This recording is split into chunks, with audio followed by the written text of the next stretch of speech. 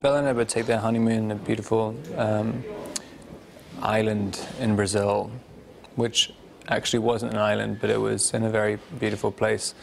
It starts off quite nice.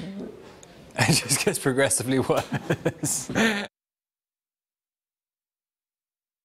The honeymoon kind of gets cut short when Bella finds out she's pregnant.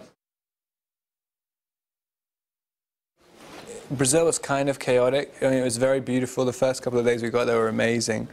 We were in the most amazing environment. And then almost everything that could go wrong went wrong. We were in hurricane force winds and monsoon rains, which is great when you're supposed to be having an ideal honeymoon.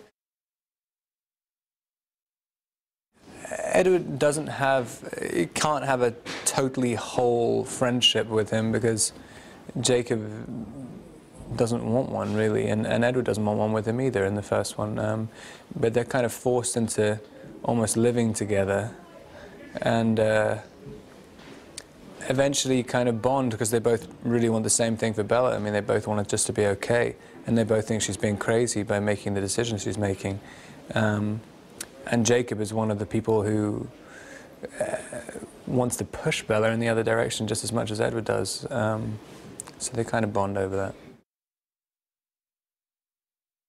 So the wedding scene is kind of, it's just a relatively momentous moment for the series. I mean, it's been building up and building up and building up. I think Edward's proposed to her about 50 times by now.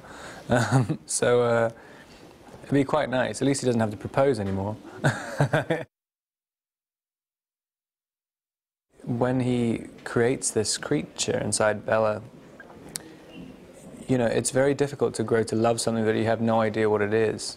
And so when he does, you know, it's still, when he finally grows to, when he begins to love it, then the love of his life starts being killed by it almost immediately, and rapidly declines. And so he's kind of, he has to make the decision really between Bella and the baby. And it's always going to be an almost impossible decision to make.